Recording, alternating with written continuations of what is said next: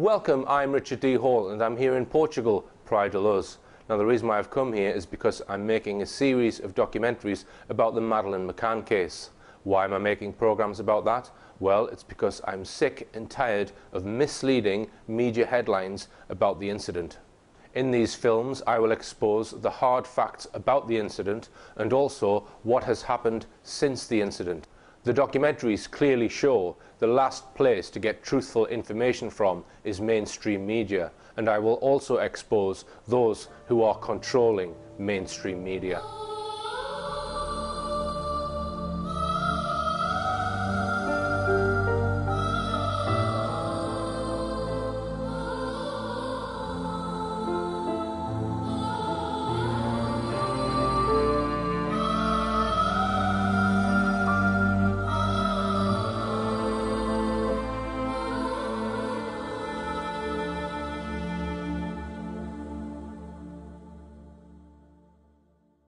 In our first two shows, we've examined some of the key statements made by the McCanns and their friends about what they insist was the abduction of Madeleine.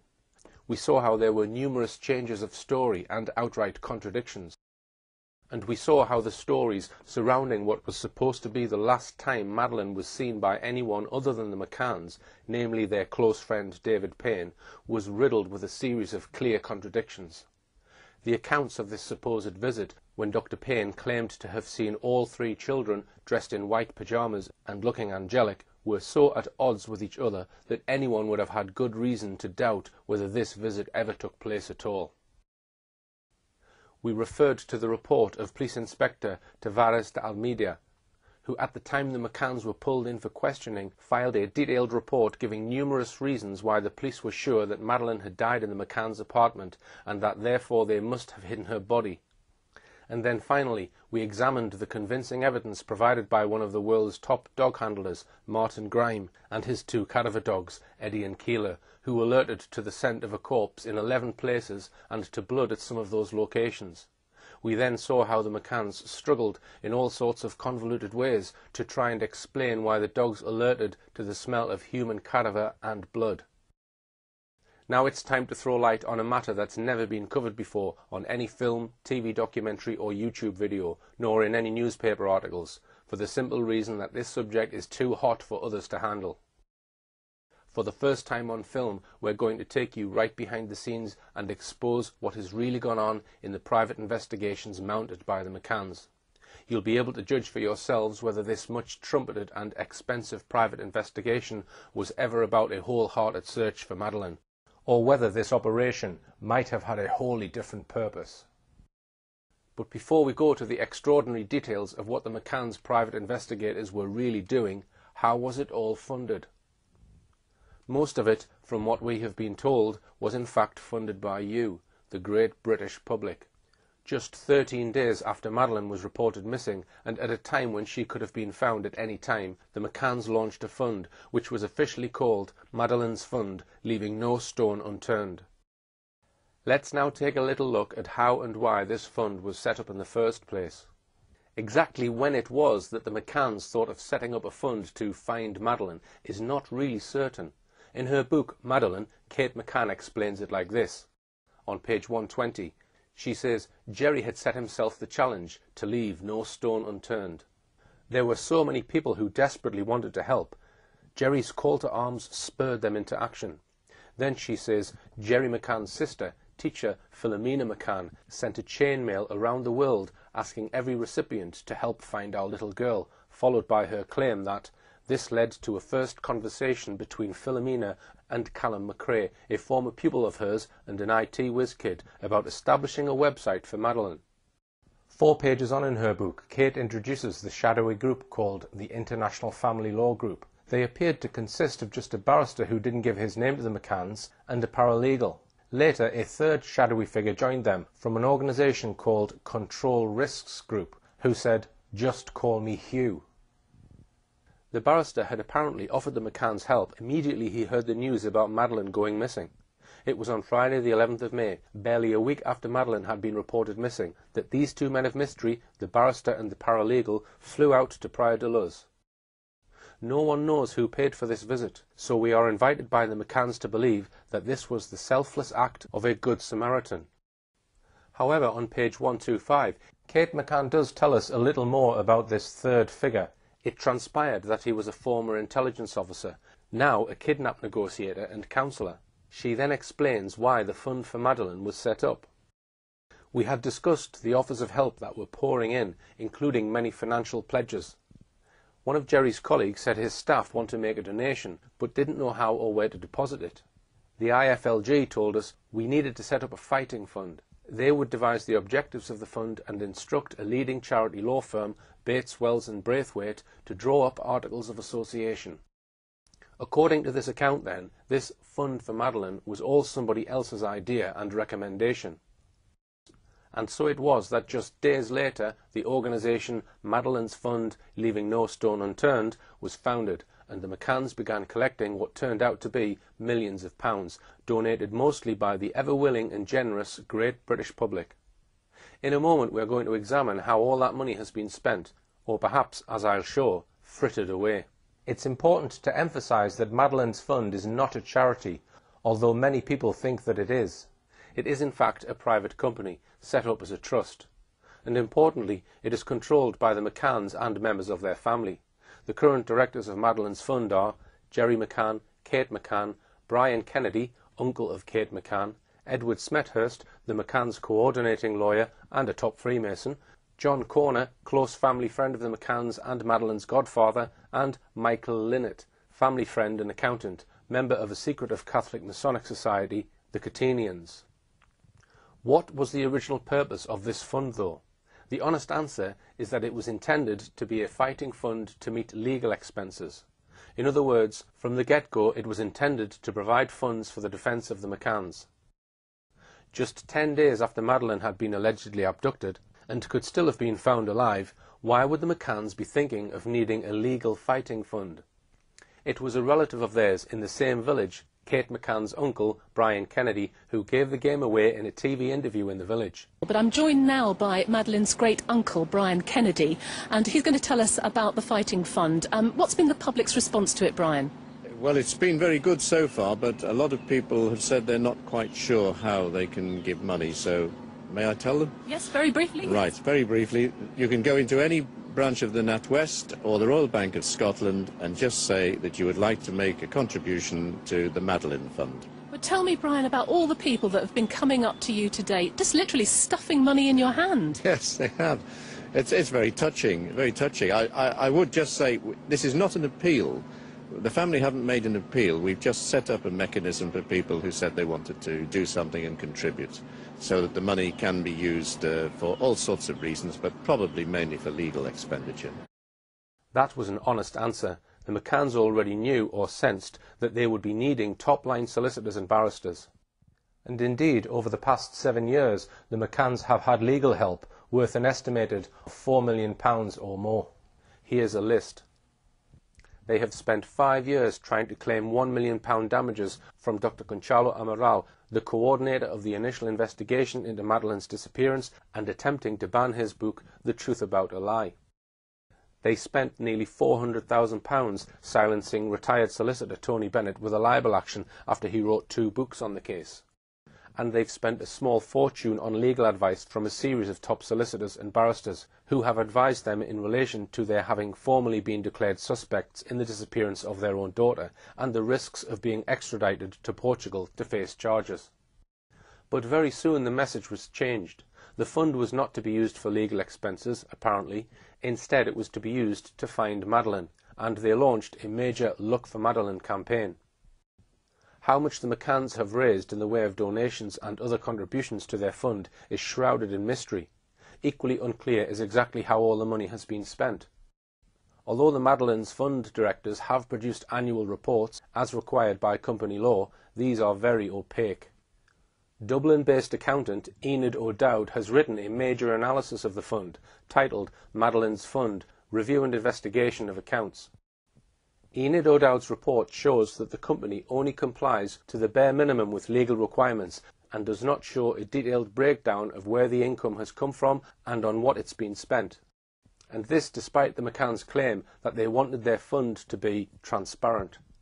But we don't have time to dwell on the operation of the fund. What we do know is that a significant portion of the fund has been spent on a series of detective agencies and investigators. I'm now going to put them under the microscope. But first, let me explain how the McCanns' private investigation operation has been directed, and by whom.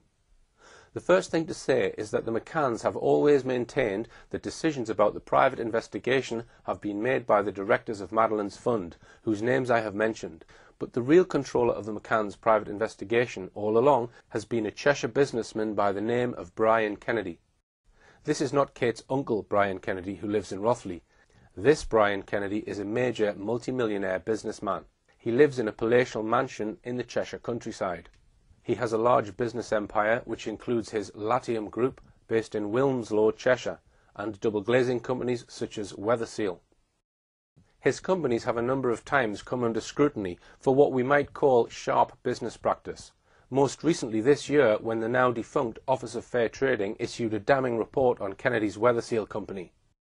He is perhaps most well known beyond the world of business as the chairman of successful rugby club Sale Sharks, who are also based in Cheshire, and for his bold but unsuccessful attempt to take over Rangers Football Club. But his venture into sport has not always been successful. Under his ownership, Cheshire-based Stockport County Football Club plummeted 4 divisions and out of the Football League. How did Brian Kennedy get involved in being the head of the McCanns' private investigation? In her book, Kate McCann gives this account. On Wednesday the 12th of September, just 3 days after the McCanns had returned from Portugal, Jerry was contacted by Edward Smethurst, a commercial lawyer. He represented a businessman called Brian Kennedy, a successful entrepreneur who owned various companies, including Everest Windows. He said that Brian, like many people, had been following the unfolding drama of Madeleine's disappearance. And now, seeing things going from bad to worse, he could no longer stand idly by and watch. And so it was that just 2 days later, a top London lawyer, Angus McBride, from city firm Kingsley Napley, drove all the way up from the south to Rothley to pick up the McCanns and drive them to a meeting in London where they met with Kennedy for the first time, and a battery of top lawyers. The McCanns claim that it was only after this meeting that Brian Kennedy devised his campaign to run a private investigation to find Madeleine. Kennedy promptly bought a house in Knutsford, again in Cheshire, as the base for his investigation. He and the McCann team have been very secretive about this base, but clips of it were shown in a Channel 4 documentary on the case, shown in May 2009. Kennedy made 2 swift decisions. He appointed an expert in money laundering, Gary Hagland, as his British-based lieutenant, whilst at the same time making the seemingly bizarre decision to appoint a highly controversial Barcelona-based detective agency, Metodo 3, translated as the Third Method, to try and locate Madeleine. So let's take a look at Gary Hagland and what we know about him and his work for Brian Kennedy and the McCann team. Here's a summary of what we know about his personal history. He was born in 1954 and is now 60. He appears to be unmarried. We know that he worked in a branch of the security services in the Criminal Intelligence Department of Hong Kong Royal Police from 1979 to 1985, when he appears to have returned to England and settled in a comfortable apartment in Nottingham. What he did for the next 6 years is a mystery, but in 1991, at the age of 37, we find him employed as an Associate Director of Compliance at accountancy firm Albert E. Sharp & Co. Compliance is an area of practice which deals with complying with ever stricter financial regulations. For him to have become a compliance director, Hagland would have had to have been familiar with all the up-to-date financing and banking regulations, including knowing all about the various scams and schemes associated with money laundering, a major part of the modus operandi of drug lords and other major criminals. In 1993, he published an article also covering money laundering in the Journal of Financial Regulation and Compliance, titled Effective Compliance versus Regulatory Gestation. Clearly, he was very much an acknowledged expert in money laundering by this time. During the 1990s, he suddenly becomes the director of a number of companies whose precise purpose is obscure. And then in 1999, we find an article about him in a journal called Money Laundering Bulletin. 2 years later, in 2001, we find an article about him in the Financial Times Director magazine, where he is described as follows. Gary Hagland is a consultant with law firm Rag & Co, advising clients on the active management of compliance risks, including money laundering. Mr. Hagland paints a broad picture of the type of non-financial services businesses that may well be targets for the money launderer. According to Mr. Hagland, a problem for companies in complying with anti-money laundering activities is that their prevailing culture and ethos does not lend itself readily to accommodate skepticism about prospective customers. Rather, the opposite is likely to be the case. To tackle the possible threat of being unwitting accomplices to a money laundering scheme, the challenge for non-financial businesses is to change their mindset, their core attitudes. The reputational focus of most businesses is clearly not on money laundering, says Mr. Hagland. The risks associated with money laundering are clear enough. Money laundering is a criminal offence. Any individual caught helping to process the proceeds of crime faces a lengthy sentence. Companies which stand accused of assisting with money laundering operations also risk substantial damage to their reputations. But how can you tell a money launderer?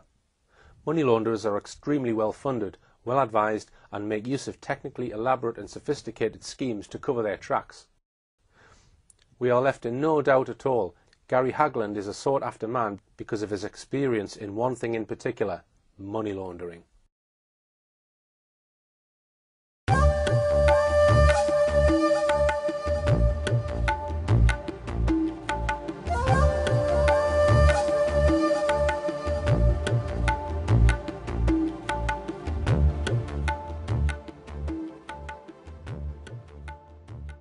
So why was it that in September 2007, or maybe even before then, that Cheshire businessman Brian Kennedy hired Hagland as his right-hand man and his liaison officer with the controversial Spanish detective agency Metodo 3?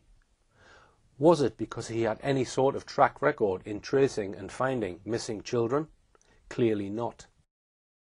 Why hire a man who is an acknowledged expert in financial compliance to look for a missing child?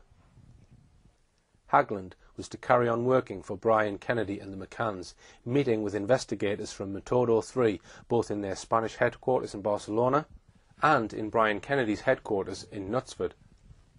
It's time now then to take a very close look at this Spanish detective agency, Metodo 3. Little has been written up about them in the mainstream British press.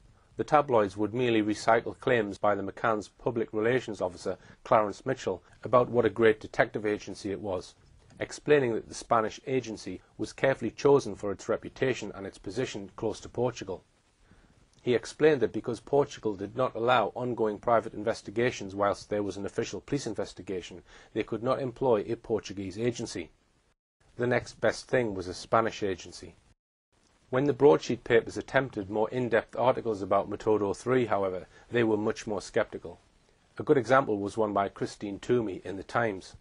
She visited Metodo 3 in February 2008 and was seriously unimpressed by what she saw.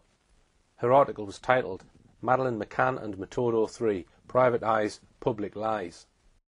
In the autumn of 2007, Metodo boss Francisco Marco claimed that "we believe she is in an area not far from the Iberian Peninsula and North Africa," adding, "we have proof of her movements after her kidnap, and we know she was alive the day after her disappearance.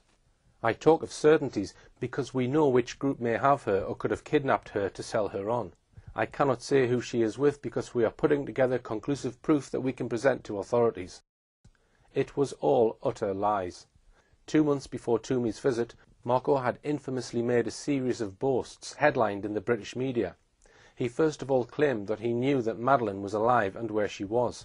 Then his claim that his men were closing in on the kidnappers. Finally, he boasted that "Maddie will be home for Christmas." These were the most outrageous, blatant lies. Yet these lies were never condemned by the McCanns. In fact, they carried on using the services of this discredited agency for at least another 15 months, using them until at least March 2009. In her article, Christine Toomey noted that on the very day Mr. Marco bragged about Madeleine McCann being home by Christmas, Metodo 3 moved from a cramped premises above a grocer's shop specialising in sausages in Barcelona's commercial district to a multi-million-pound suite of offices in a grand villa on one of the city's most prestigious boulevards. At the time, Metodo 3 were 4 months into a contract with the McCanns, worth a reported £600,000 in total. How much did the McCann team pay Metodo 3 for their services? On the 29th of November 2007, Jerry McCann on his personal blog wrote that the Find Madeleine Trust was paying the £50,000 a month fees. It was then mostly the generous British public with their generous donations which was funding this detective agency. If the McCanns carried on employing them for 15 months after Francisco Marco's lying boast that Maddie will be home for Christmas, we must assume that the McCanns were very happy with their work. We will examine more of that work in a moment. Back to Christine Toomey's article in The Times. She made some acid comments on what she found in her visit. There is no discernible ringing telephones, little sign of activity of any kind, other than a woman searching for a lead to take a pet poodle for a walk, and the occasional toing and froing of workmen putting finishing touches to the sleek remodelling of the office complex. Opposite the boardroom is an open-plan area of around half a dozen cubicles, equipped with banks of phones and computers. Most are empty when I arrive. That tended to expose Marco's claims to have 40 people employed full-time or part-time in the search for Madeleine as false. The British press at the time, however, simply printed this unlikely claim without questioning it. Toomey went on to observe how defensive Metodo 3 were about their involvement in the search for Madeleine. Speaking to the boss, Francisco Marco, and his cousin, José Luis, she received this stern warning from Luis: "We don't answer any questions about Maddie. Maddie is off limits. Is that understood?" She continued, "After talking to Marco for half an hour, I concluded that what motivates him, as much as, if not more than his professed desire to present Madeleine with the doll he boasts he carries around in his briefcase to hand to her when he finds her, is a sense of self-regard, self-publicity and money." She added that before its involvement in the Madeleine McCann case, Metodo 3 specialised in investigating financial swindles, industrial espionage and insurance fraud. Money laundering was another of its areas of expertise. There is no evidence that Metodo 3 had any experience whatsoever in searching for, let alone finding, missing children, though they had made a completely false claim to have located 23 children. Toomey describes how her interview with Metodo 3 ended. "When I ask Marco to elaborate on the 23 missing children he claims his agency has located in the past, Marco eases himself away from the table for the first time, tilting far back in his chair. He cannot talk about that on the grounds of confidentiality, he says. Shortly after this, his cousin José Luis, who has sat mostly silent until now, calls time on the interview with a chopping motion of his hand. It's clear that Metodo 3 had a very controversial history. One journalist who investigated them by visiting Barcelona spoke to the police and other reputable detective agencies there. All of them, without exception, described Metodo 3 as a disreputable, dodgy, rogue agency. One Spanish private investigator told the Daily Mail, "Metodo 3 have portrayed themselves as the best investigators in the world. The truth is, they are nothing of the sort. Their murky background is riddled with controversy." Why would the McCanns choose the most disreputable private investigation agency going in Barcelona? Metodo 3's boss, Francisco Marco, was described by leading Portuguese criminologist Mr. Moita Flores as a crook, and indeed last year Marco was arrested and charged with spying on a leading Spanish politician by illegally recording her private conversations in a restaurant. It caused a major scandal in Spain. Also arrested with him was his colleague Julian Perebenez, one of Metodo 3's men most involved in the Madeleine McCann case. He soon admitted his guilt, having confessed to planting illegal bugging devices in the restaurant. When spotted by TV cameras walking side by side with the McCann team's private investigation head, Brian Kennedy and Pride of Luz, he was keen to avoid them. Many of the Metodo 3 detectives were once arrested in a phone-tapping scandal linked to leading politicians and businessmen. 5 senior members of Metodo 3, including Francisco Marco, were held in 1995 amid claims of industrial and political espionage, with Marco's mother, Martina Fernando Lado, 57, who founded the agency in 1985, being led away in handcuffs. She was arrested as she handed a client a cassette containing an allegedly illegally phone-tapped conversation. At the same time, police raided Metodo 3's Barcelona offices, seizing handguns, ammunition, listening equipment, cassettes and transcripts of illegally taped phone calls. Subsequently, Mrs. Lado was found to have made phone calls offering a telephone tapping service for a fee of around £20,000. Mrs. Lero's husband, Francisco Marco Poilo, and Marco's brother, Francisco Gabriel Fernandez Lado, were also arrested. Also, Sergio Sancelestino, an employee of Spanish telephone company Telefonica, was suspected of illegal phone tapping and was proved to have close links with employees of Metodo 3.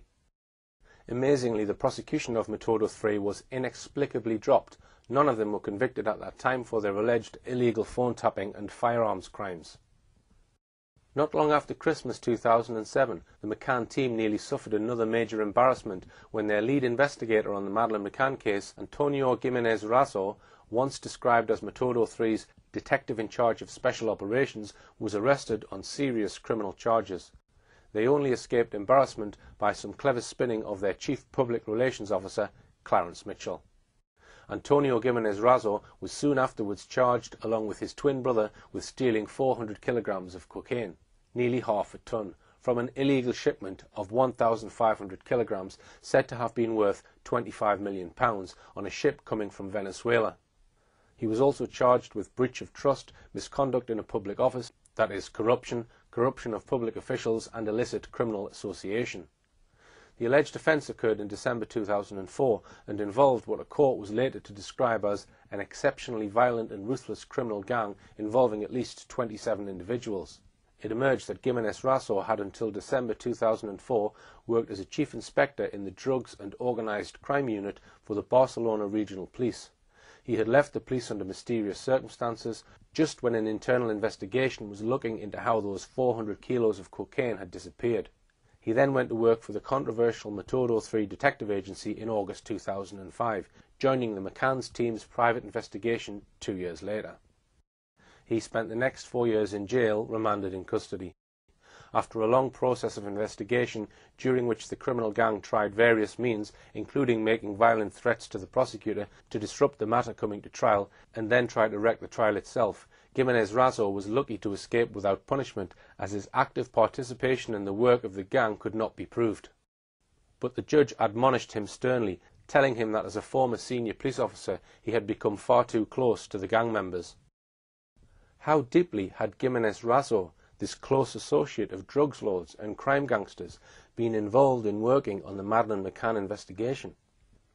Very deeply.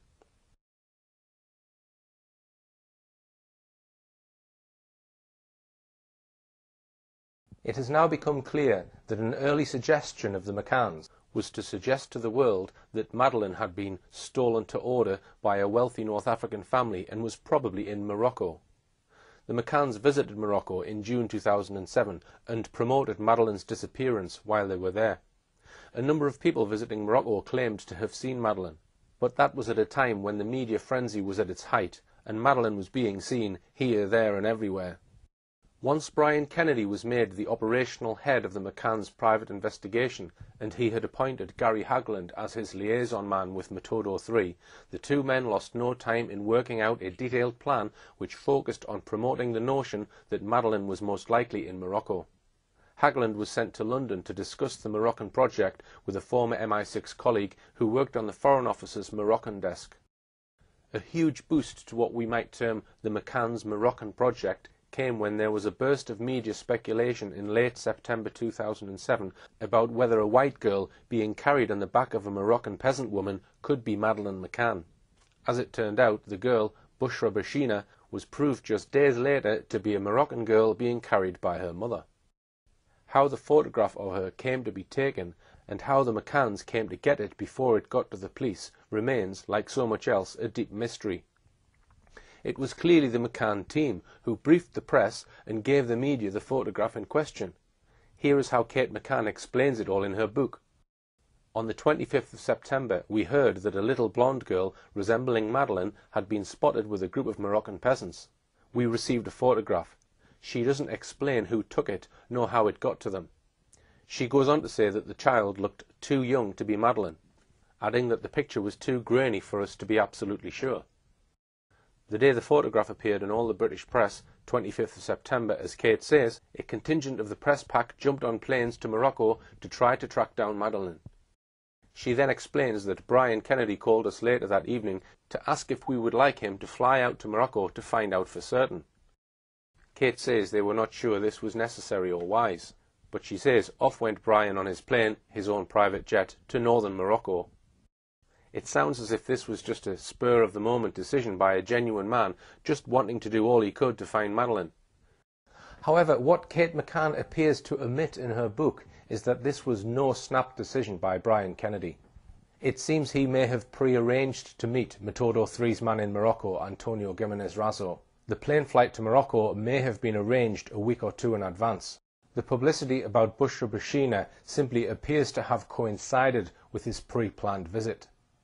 Antonio Gimenez Razo, a Spaniard, was the McCann team's main man in Morocco, also a Spanish-speaking country. This would enable him to work on the ground in Morocco and converse easily with those he wanted to speak to. The stated purpose of Gimenez Razo being based in Morocco that autumn was simply to find Madeleine. But let's now examine his actual actions. One of his key roles appears to have been simply to look for any witnesses who were prepared to say they might have seen Madeleine alive. There were reports that Gimenez Razo and other Metodo 3 detectives were going around Morocco offering ready cash to anybody who would say that they had seen Madeleine.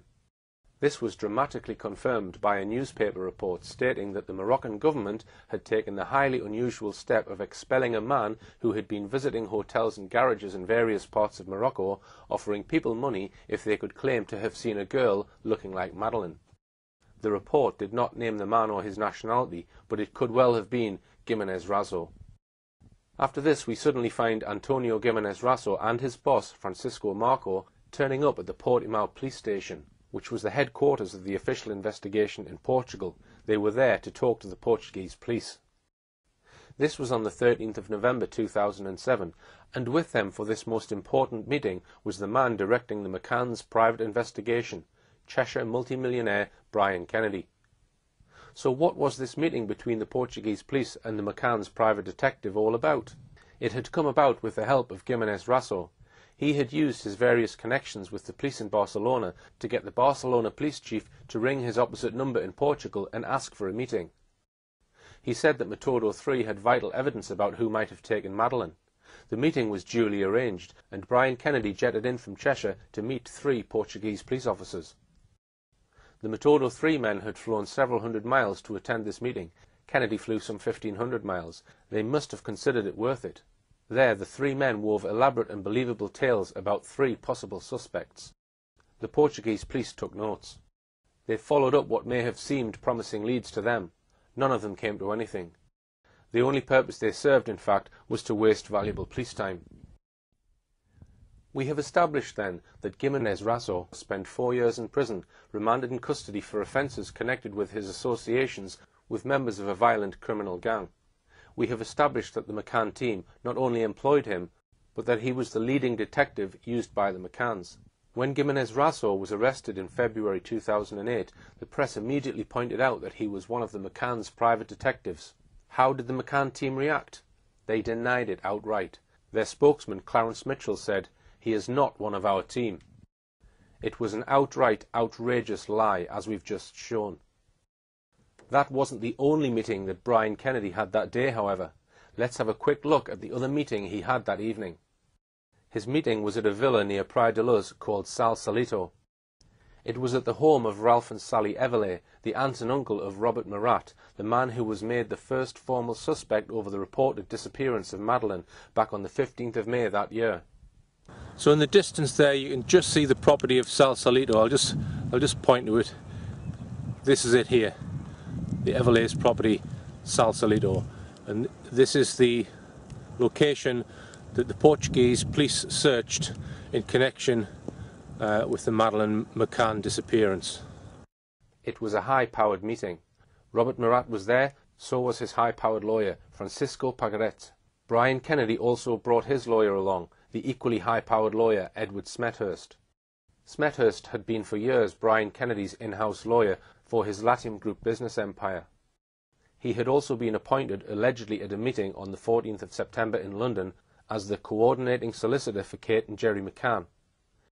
In addition, he was a top Freemason. He is a senior Freemason in the East Lancashire Masonic Province, and is also called Past Worshipful Master of his lodge. Smethurst had been fully involved in the Masonic movement since his teens, after his father died suddenly in a mysterious fire.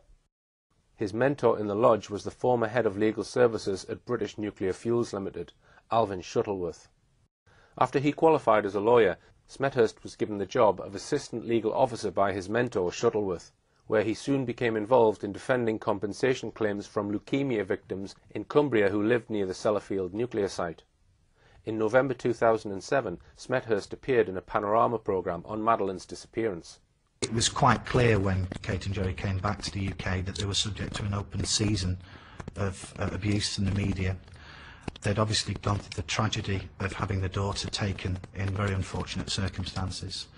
And to make matters infinitely worse, we're now subject to a trial by media. So the main question we have to ask about this meeting is, what was it for? Here in the same room together we had the first suspect, Robert Murat, and his lawyer, Smethurst, the lawyer for the second and third suspects, the McCanns, and the McCanns team's head of their private investigation, Brian Kennedy. The meeting was kept secret, but leaked out in local Portuguese newspapers. Kennedy was asked why he had flown out all the way for a private meeting with the then chief suspect, Robert Murat. He replied, to offer him a job helping to find Madeleine. You can judge for yourself how credible an explanation that was.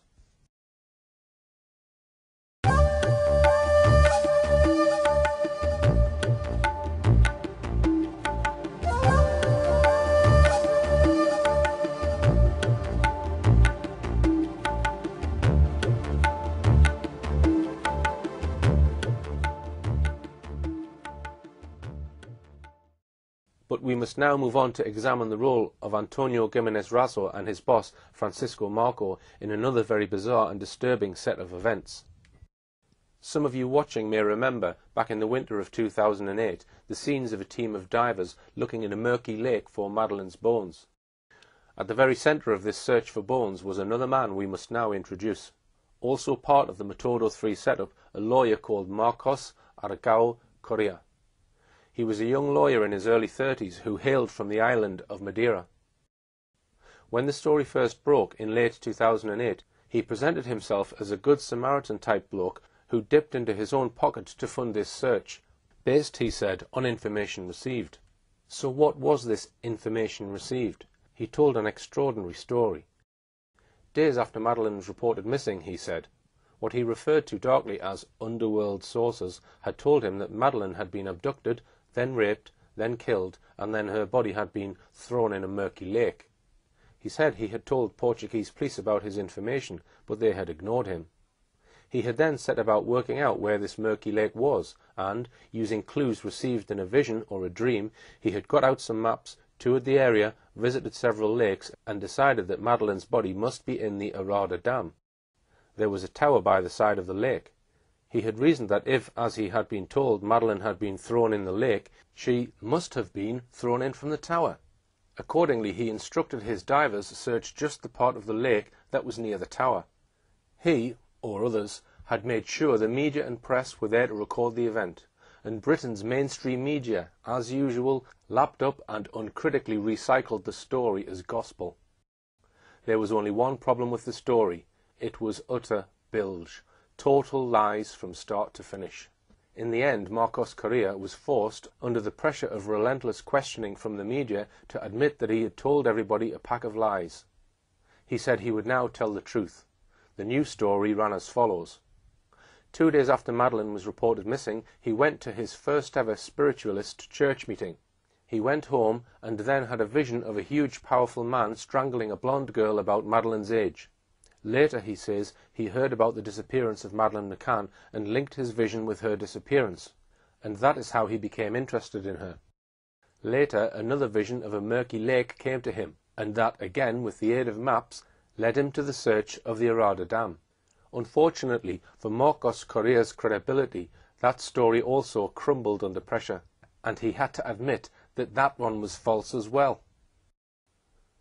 To return to the searches of the dam, there were two, one in late January and early February, and another week-long search in March.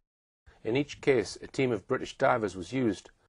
Once again, Marcos Correa, under pressure, admitted that another part of his original story was also a lie. He was not in fact a good Samaritan after all. He had been paid by Metodo 3 to carry out these searches of the dam. And of course Metodo 3 was being employed by Brian Kennedy on behalf of the McCann team. So in searching this dam, who was this man really working for? Quite plainly, he was working for the McCanns. And as most of the money for employing Metodo 3 was coming from the generosity of the British public, it was our donations that were funding this search. He first of all said that he had paid for these searches of the dam out of his own pocket. In the event there was much media coverage of both the searches. An item of clothing was found which it was said could be Madeleine's. It wasn't. Then a bag of bones was found, which it was claimed could be Madeleine's. They were ostentatiously passed to the Portuguese police. They weren't Madeleine's bones. They were animal bones. Eventually the searches were called off. But now we come to a still more sinister part of this story, and that is that this search of the Arada Dam was planned at least 7 weeks before it happened. As Marcos Correa later explained in a magazine article, he had met with Francisco Marco and Antonio Gimenez Raso of Metodo 3 at this very Arada Dam on the 10th of December 2007. This may have been the very first time that Marcos Correa had been introduced to the two Metodo 3 investigators.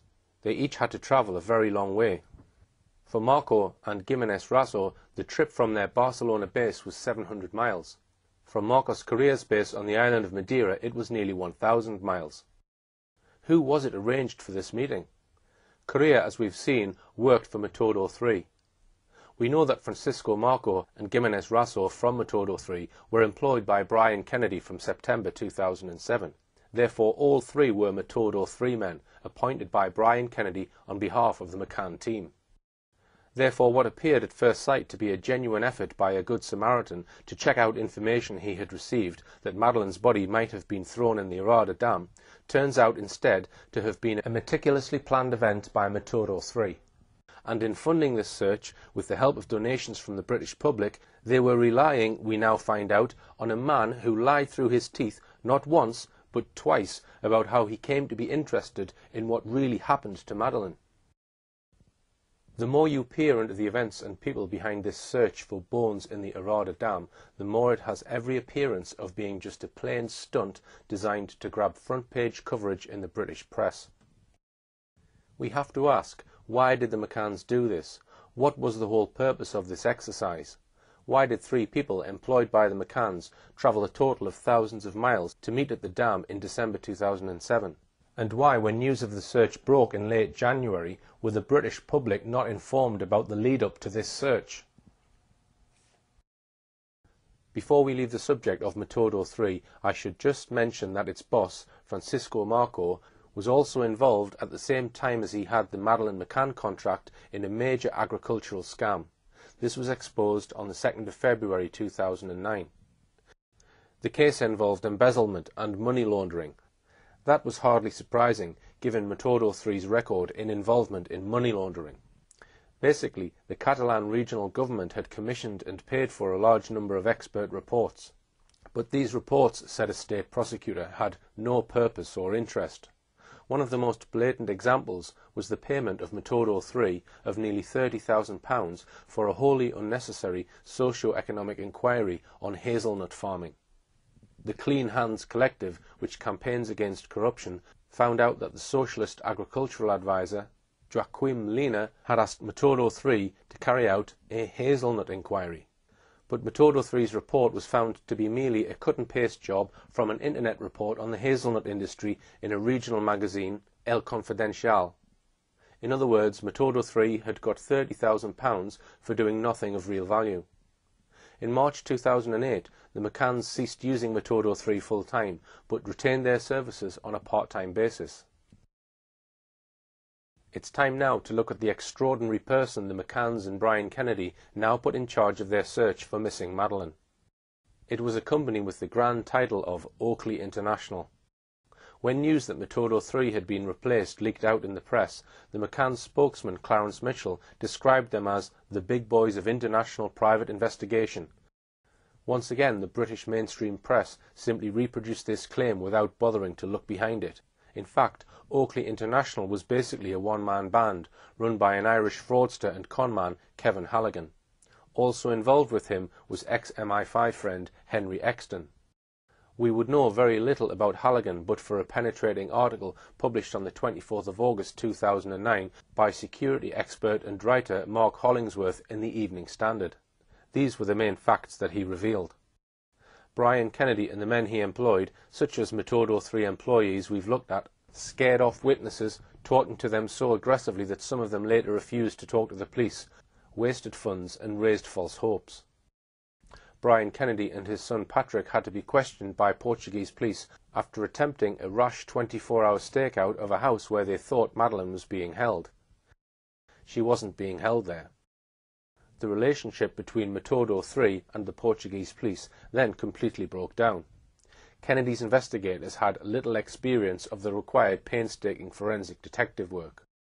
In his article, Hollingsworth noted that Exton had once worked for MI5 but was sacked after being arrested, caught leaving a tax-free shopping area at Manchester Airport with a bottle of perfume he had not paid for. He accepted an official police caution. As for Kevin Halligan, Hollingsworth was damning. Halligan used a variety of names. Indeed, when he met the McCanns, he told them his name was Richard Halligan. He falsely claimed to have worked for GCHQ and made other false claims and extravagant claims about himself. In 2006, the year before Madeleine went missing, he secured a contract with Dutch firm Trafigura. They had dumped toxic waste in a landfill site near Abidjan, the main city in Ivory Coast, causing severe physical illness to hundreds of people living nearby. The government had imprisoned some of Trafigura's executives. Trafigura appointed Halligan on a lucrative contract to help with negotiations to release its executives. He failed, meaning that Trafigura had to pay the eye-watering sum of around £125 million to secure the release of its executives. As Hollingsworth pointed out, Halligan made a fortune from Trafigura and was suddenly flying everywhere first class, staying at the Lansborough and Stafford hotels in London and the Willard Hotel in Washington, D.C. for months at a time. He then went on to describe what Halligan was doing when he was supposed to be working for the McCanns. He actually only worked for them for 4 months, as his 6-month contract was terminated early. During this time he was paid the sum of £500,000 plus expenses. It was a daily rate of about £6,000 a day. On top of that, his first month's expenses claim was nearly £50,000. Yet he had absolutely no experience in tracing and finding missing people. During the Madeleine investigation, says Hollingsworth, Halligan spent vast amounts of time in the Hey Joe bar in the basement of the Abracadabra Club near his Jermyn Street office. Armed with a clutch of unregistered mobile phones and a BlackBerry, the bar was in effect his office. He was there virtually the whole day. He had an amazing tolerance for alcohol. When not imbibing in St. James's, Halligan was in the United States. On the 15th of August 2008, at the height of the McCann investigation crisis, he persuaded Andrea Hollis, a former US Drug Enforcement Agency official, to write out an $80,000 check to Oakley in return for a 10% shareholding. The money was then transferred into the private accounts of Halligan and his girlfriend, Shirin Trakitis, to finance a holiday in Italy. Halligan later faced a $6 million lawsuit in Virginia concerning an allegation that he repeatedly and systematically depleted funds from Oakley's bank accounts for inappropriate personal expenses. He faced a further £1.4 million damages claim from Mark Aspinall, a lawyer who had worked closely with him. He had invested £500,000 with Halligan's Oakley International Company and lost the lot.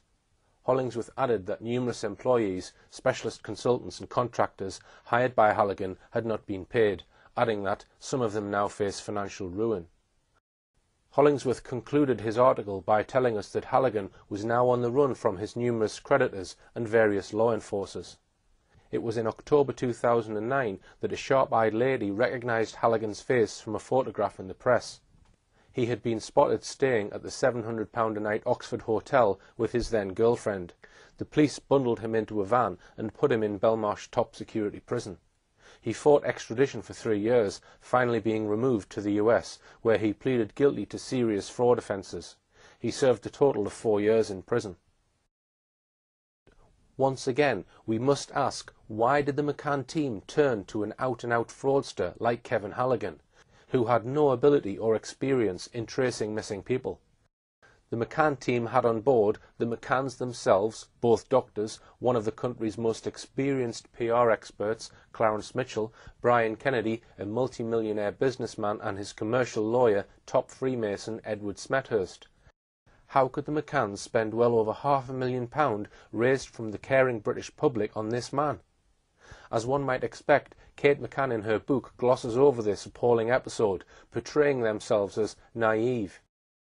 She wrote, "The first and second phases of the contract, April to July, ran fairly smoothly. Oakley had put in place systems to gather, collate, prioritise and follow up information coming in. There is little doubt at that stage progress was being made. But that simply wasn't true. Halligan achieved nothing. He did not take the investigation one jot closer to finding out who took Madeleine and where she might be. And let's just have a look at these so-called systems that Halligan put in place for following up information coming in. One of these was Halligan's hiring of a company in Virginia in the US to follow up calls to the much-trumpeted investigation hotline promoted by the McCanns. This was a telephone number published on the McCanns' website, Find Madeleine, which had the strapline, "Pick up the phone and bring Madeleine home." Its director, Johann Selle, however, told the Mail on Sunday that neither the McCann team, nor Kevin Halligan, nor anyone else had followed up a single call made to the so-called hotline. This was what Daniel Boffey of the Mail on Sunday wrote.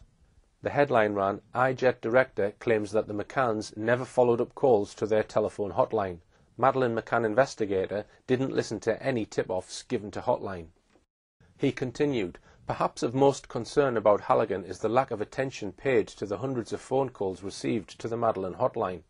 Halligan and Oakley International, based in Washington, failed to listen to a single call received on the hotline set up for potential informants by Kate and Jerry McCann last year."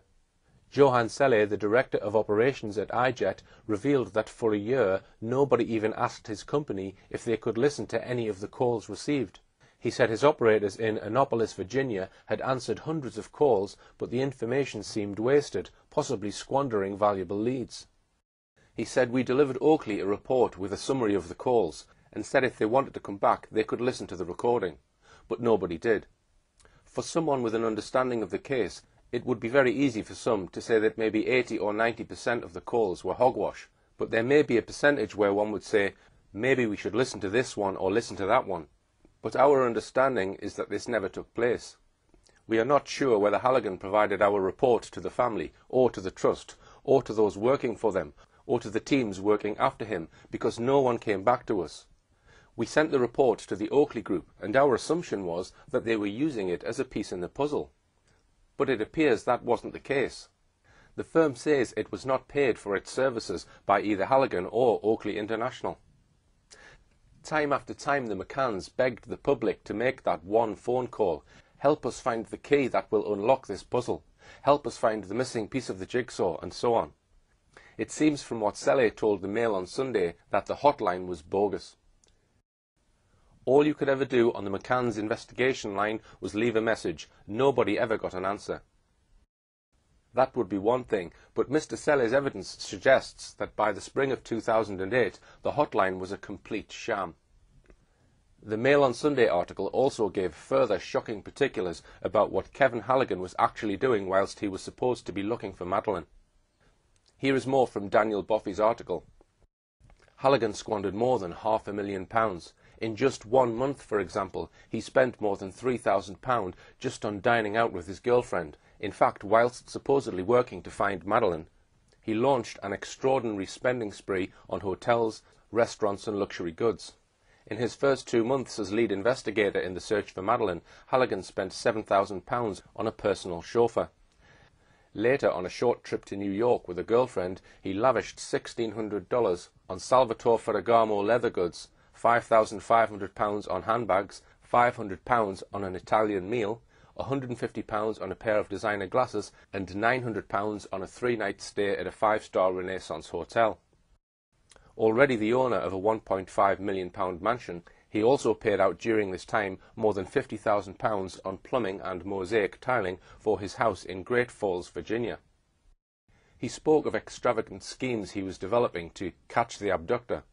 One of the more bizarre claims was that he hired an actor to pretend to be a drunken priest. who would seek confessions as he toured the bars of Praia da Luz, the resort where Madeleine disappeared. He told others that a family with a Madeleine look-alike daughter had been paid to set up home in a nearby resort in order to tempt out a potential kidnapper. There is no evidence that he did either of those things. Indeed, acquaintances describe him as a Walter Mitty character. After being pursued by creditors demanding to be paid for work done helping him, Halligan fled to Rome with Miss Traschitis.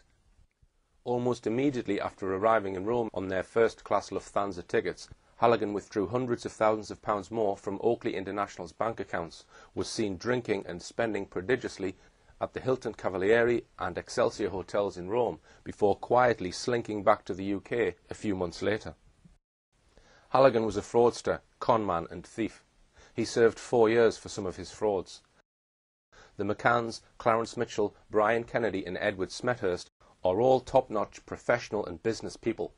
How can we possibly explain this high-powered group of professional people employing such a low-life fraudster for the task of looking for Madeleine and the person who allegedly abducted her? It's a question which cries for a clear answer, but the McCanns have never given us that clear answer. We must therefore use our own gifts of inference to try and work out what was the real reason they employed him. We've looked so far at the first 2 phases of the McCanns' private investigation. Phase 1, the employment of the most disreputable detective agency in Barcelona, Metodo 3, together with the employment in England of expert in money laundering and financial compliance, Gary Hagland. And Phase 2, their employment of Kevin Halligan, a serial conman and convicted fraudster. In Part 4, we'll conclude our probe into what really went on in the McCanns' private investigations, and conclude our series of films with an examination of the British government in assisting at every opportunity the McCanns to maintain their claim that Madeleine was abducted.